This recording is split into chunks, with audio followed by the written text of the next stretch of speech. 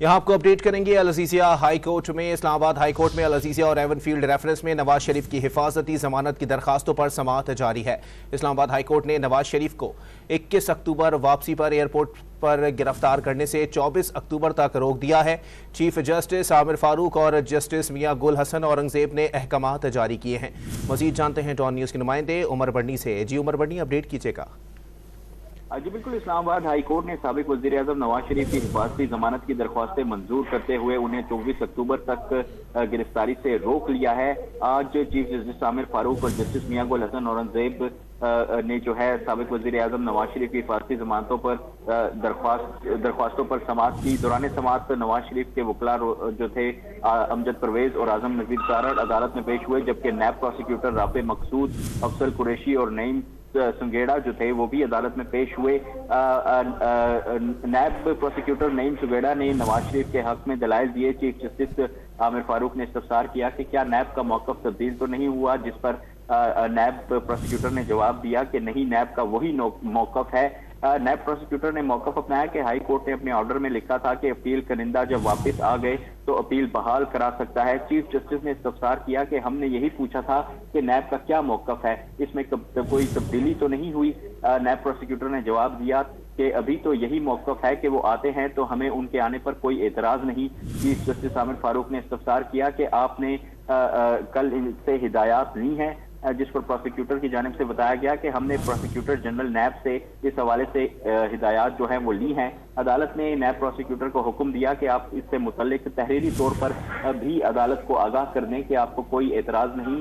अदालत ने हुक्म जारी करते हुए साबिक वज़ीर आज़म नवाज शरीफ को जो है 24 अक्टूबर तक गिरफ्तार करने से रोक दिया और उनकी जो जमानत की दरख्वास्तें हैं उनको मंजूर करार दिया। जी अच्छा उमर बर्नी, ये भी बताइएगा, ये इस दूसरे केस के अंदर भी जो है वो हिफाजती जमानत मिल चुकी है, 24 अक्टूबर तक गिरफ्तार ना करने का हुक्म दिया गया है, तो क्या अब कोई केस ऐसा बचा है जिसमें गिरफ्तारी हो सकती है?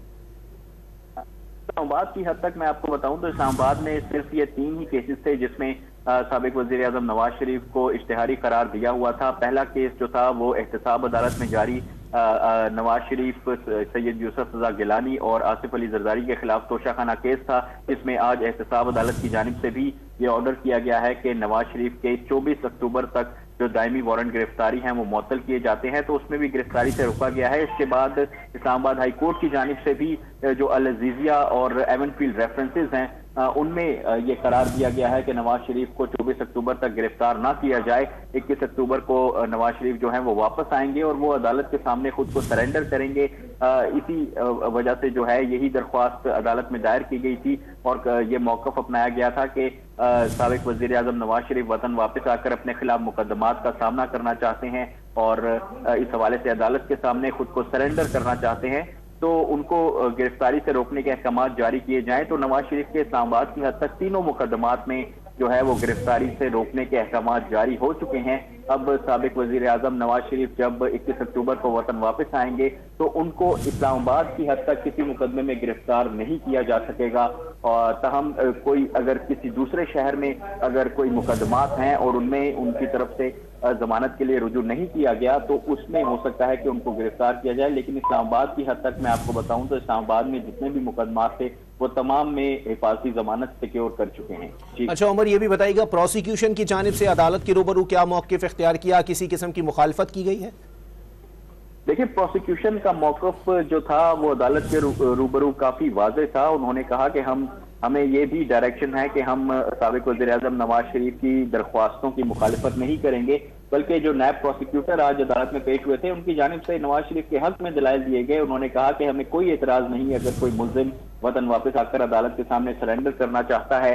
और इस हवाले से अदालत ने उनसे पूछा कि क्या आपने इस हवाले से डायरेक्शंस भी ली हैं, तो नैब प्रोसिक्यूटर ने यही मौक़िफ़ अपनाया कि बिल्कुल हमने प्रोसिक्यूटर जनरल नैब से डायरेक्शन ले कि हम अदालत को ये आगाह कर रहे हैं कि हमें इस पर कोई एतराज नहीं है, जिस पर अदालत ने कहा कि आप तहरीरी तौर पर भी अदालत को ये जमा करवाएं कि आपको नवाज शरीफ की वापसी पर गिरफ्तार ना करने के अगर अहकामात जारी किए जाएं तो उस पर कोई एतराज नहीं है। जिस पर जो नैब प्रोसिक्यूटर हैं वो तहरीरी तौर पर भी अदालत में सबमिट कर देंगे। तो नैब, जहां हमने देखा कि दीगर मुकदमात में नैब की जानिब से हर दरख्वास्त की शदीद मुखालफत की जाती है, लेकिन इन मुकदमात में नवाज शरीफ की तीनों जो दरख्वास्तें इस्लामाबाद में जेर समाअत थी आज, उनमें नैब प्रोसिक्यूटर की जानिब से जो है किसी किस्म की कोई मुखालफत नहीं की गई, बल्कि उनके हक में दलाइल दिए गए और ये कहा गया कि नैब को किसी किस्म। ठीक है, बहुत शुक्रिया उमर मेहताब बर्नी अपडेट करने के लिए।